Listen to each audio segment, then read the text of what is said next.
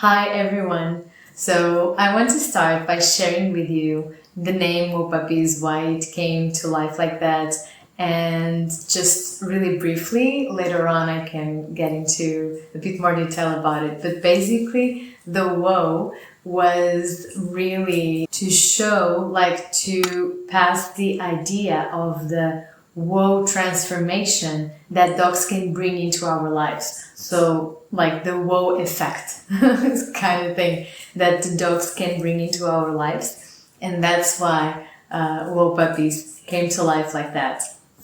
But before we go more into details there, I really want to start from the beginning. And what happened in the beginning? Well, shortly I can tell you just a little bit about myself. So you have a bit more background of who I am and what I'm doing here. So my name is Marta, as I told you before, and I always had this passion about nature, animals, and I really think it comes from my parents because they grew up really connected to nature and animals. So I think even being born in the city myself, I could feel and could experience that love that they had for the animals and for nature. So I'm really blessed and grateful for that.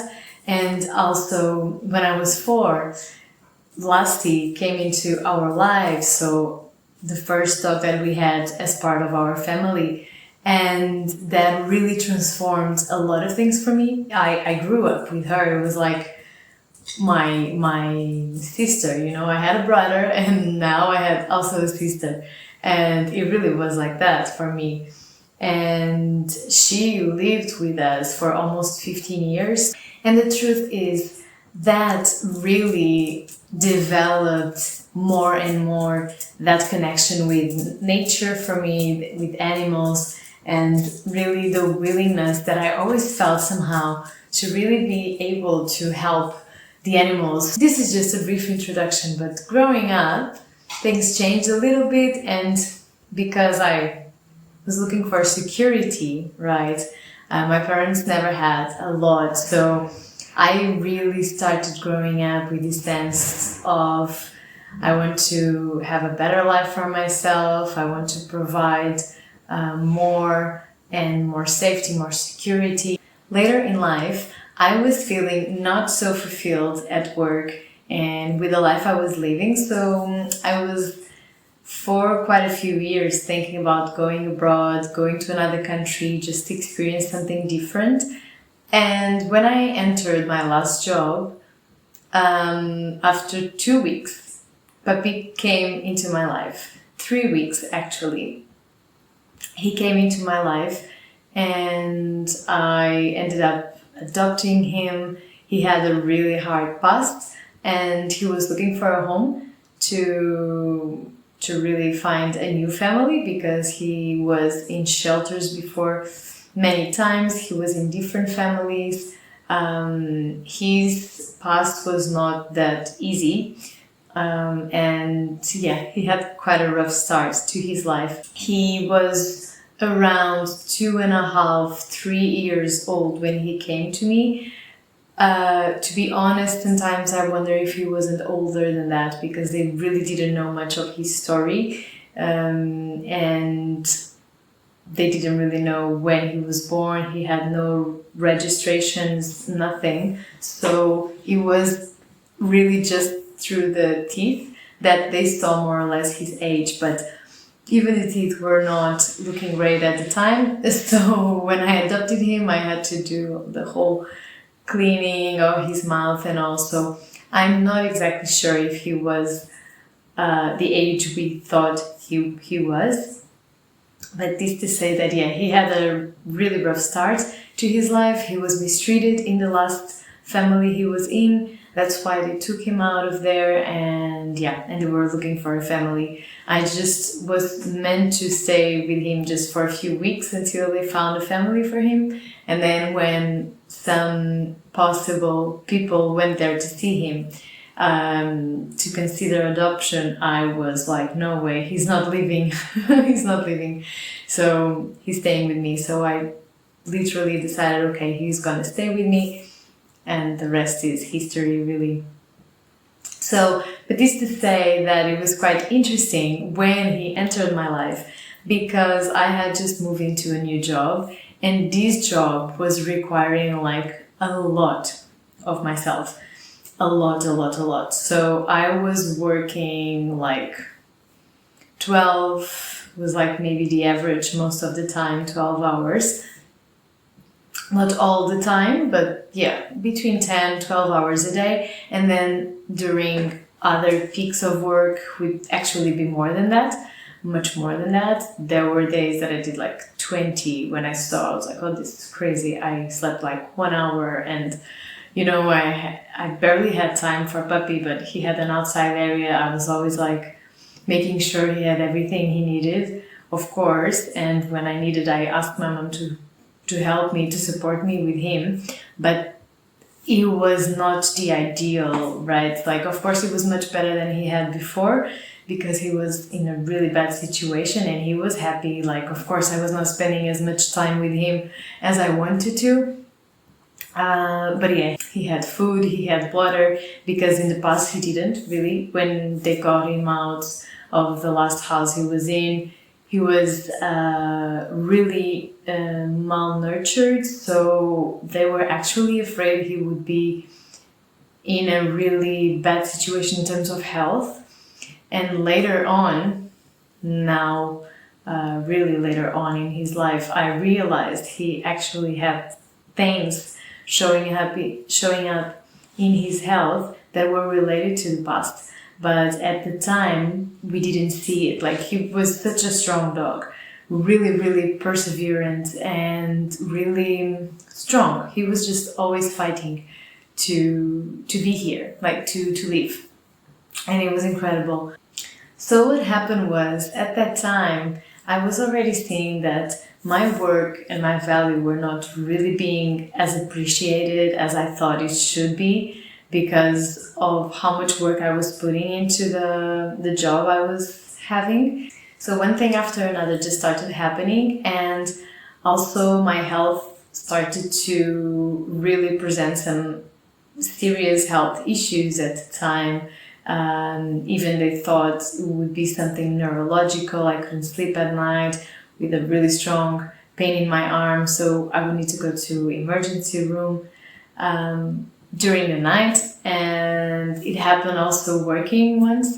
While I was working, it happened, that pain. I had to go to the emergency room. And then I realized, after some doctors and time again watching me, it was really from the stress and from all the pressure I was putting on myself. So it was so intense that it was creating like crazy effects in my body and in my health. So I decided okay, something has to shift. And I also want to change my priorities. Puppy is my priority. I want to spend more time with him. I want to do some work with him to make sure I can correct some of his behaviors because of his past, and that we can really improve our relationship and the relationship that he had with other dogs, like all of that. And so a lot of things start changing.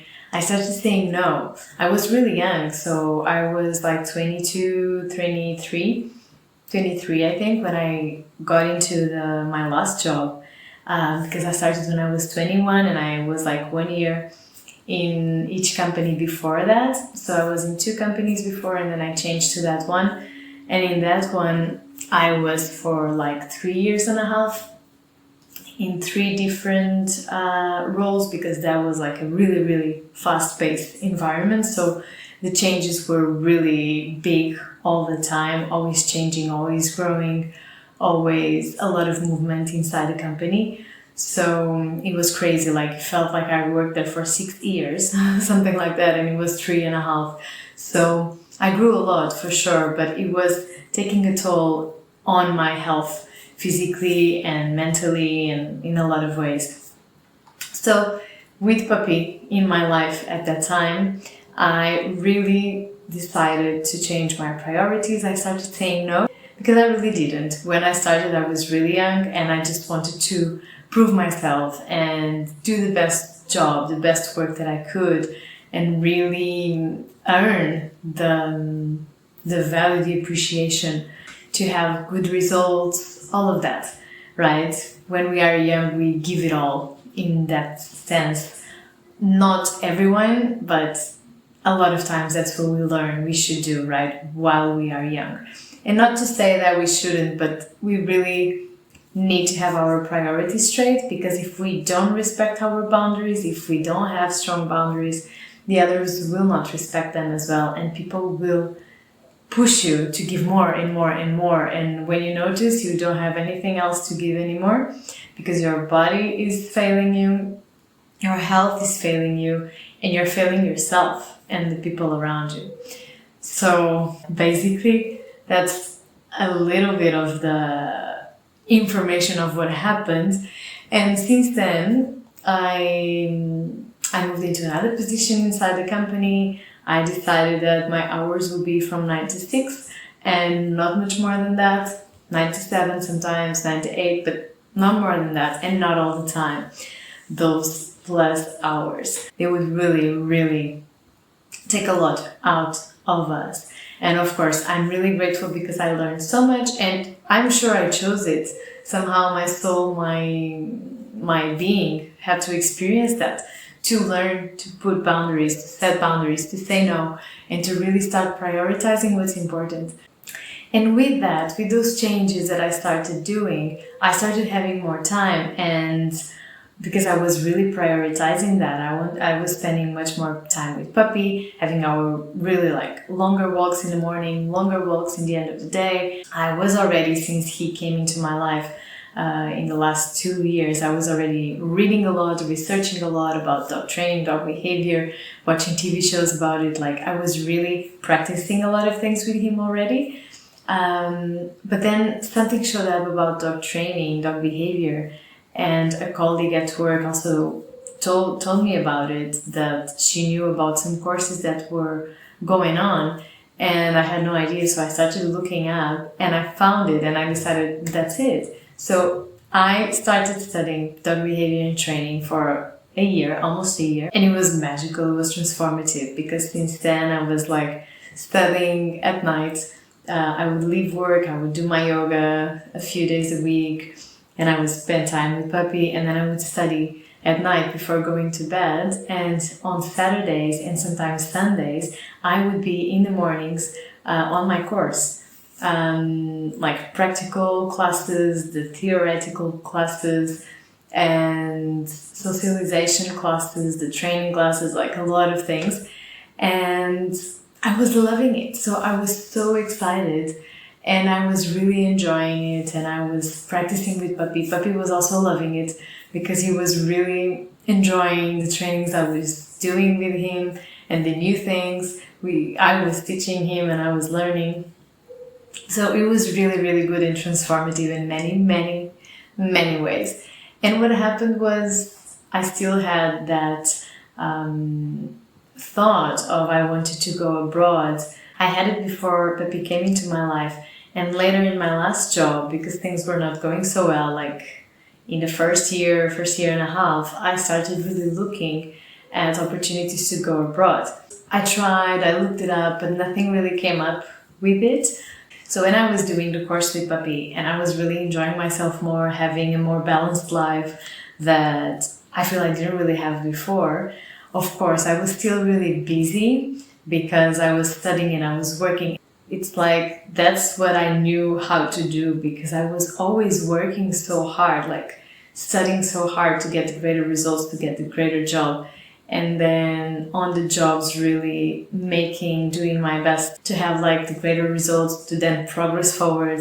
Although I was really enjoying it. For example, I would go out with my friends on Friday night or Saturday night, and I would be so thrilled about the day after that, I would go home earlier because I really needed to sleep and wake up early to go for the course with Puppy and for the trainings and all. And my friends were like, what? And I was having so much fun. I was really happy about it, and when you really do something that you enjoy and that you really want to do, it feels different. it has a different ring to it. So yeah, that happened. It was almost a year. And then when I was still in the middle of it, the opportunity to go to Australia came up. And Australia was in my mind for quite a while. So I was already in my third year in the company. And then, yeah, this opportunity came up. I started diving deeper into it. I was with my boyfriend at the time. We were in a long-term relationship. So he also liked the idea. So we're like, okay, we're going to have, like a change of scenery. We need a change. And we're going to take a break for a year and we're going to go to Australia and explore different things and see where we really want to head on to the future, what we really want to do in the future. So I finished my studies. I quit my job. The hardest part was I couldn't really take Puppy with me because we were going to be on the move, and the process to bring a dog to Australia is really complex. Long story short, it was not possible to take him. So he had to stay in Portugal. It was like the hardest decision ever until that time. But I was happy with the solution that I had. Like for him, I knew he was going to be okay. But still, it was like a long time without him. That was the hardest part, but I knew I had to do it. So yeah, basically, this was the beginning of Puppy changing my life, really bringing me into the present moment, into enjoying myself more, into setting the priorities straight more. And also, I'm not going to go into detail here. I already told you a lot of things just to start, but when I was going through that stressful process, Puppy was also starting to show some health issues that I was really shocked by. I was not expecting, I didn't know what to do. It was like some convulsions, not really seizures, but like some convulsions. And we did so many exams and nothing was ever clear, so we really didn't know what it was. And then much later on, just a few years ago, I realized it was all due to the stress. So my stress was impacting his health, his whole situation. At the same time, I know now that it was not just that, it was related to the health situation that he brought with him when he came to me, that we didn't find out anything, but they were like really surprised that with the conditions he was in before coming to my house, like how was he not with a serious gut, like stomach, intestines problem. And we thought he didn't. Well, in the beginning he had a little bit and I needed to give him some special food, but then he really improved and we didn't see anything else. But now I realize that the convulsions that he also was having through his life was probably related to that as well. But nothing was ever seen in that regard. Like everything was being tested in other areas like ears, brain, so many things, but not the stomach, not the intestines, not the gut. And that was probably later this year I realized that was probably where it was all starting. But yeah, I realized also that it was not just that, but I could see the results and the effects that when I was stressed and when I was living in more stress, the impact that it would have in his health and my health as well. And when I was having a more stable, like calmer, more balanced lifestyle, he was not having as much convulsions or any at all for like a year or many, many months. Back then, I was not really seeing these connections and realizing that when I was having less stress, he was also not having as many issues. And later on, really in Australia, when I went to Australia, a lot of things started happening. And now I know and understand why my soul really was calling me to Australia. I really had to have a completely different experience that my soul was calling me to, like the nature there. I really felt it was like this sense that they have so much nature around, and they care so much for nature, that I was like, that's my place. I have to go there. I have to experience that. That's what I want to experience. It's like my nature was calling me to nature, you know, like, so Australia was like a big transformation while I was like skeptic before going. Like my whole life, I was always like really logical, really skeptic about everything that is not really logical.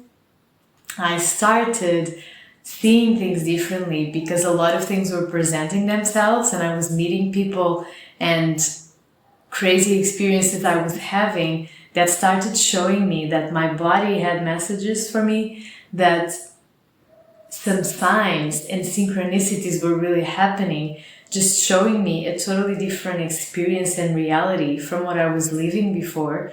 And that started me on a whole new path. And I could really start to see these relations to our well-being, the energies that surround us and everything that surrounds us impacting us. Yeah, that's another episode of this series that I will make, maybe the next one already. I will tell you a bit more about it, my experience in Australia, how it shifted my reality in a lot of different ways, and we go from there, like one step at a time. I hope you enjoyed this one, and it could have given you some idea of what we are talking about here. Like there's a lot to talk about, and I really want to share these experiences because they, more than me telling you what to do or not to do with your animal, like we all have our own different path.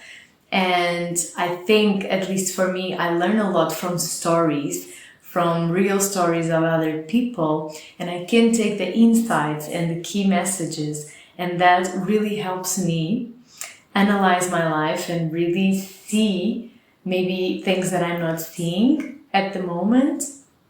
And those messages, those ideas, those stories, those experiences from others give me insights, and I allow my intuition to filter what I need to filter. So I use what really serves me and leave what doesn't really. And I hope you can do the same. I know this whole journey was totally transformative for me, and I hope it is for you. I know that probably if you are watching, you have a dog, or you may want to have a dog, or you had dogs before, or you're just a dog lover.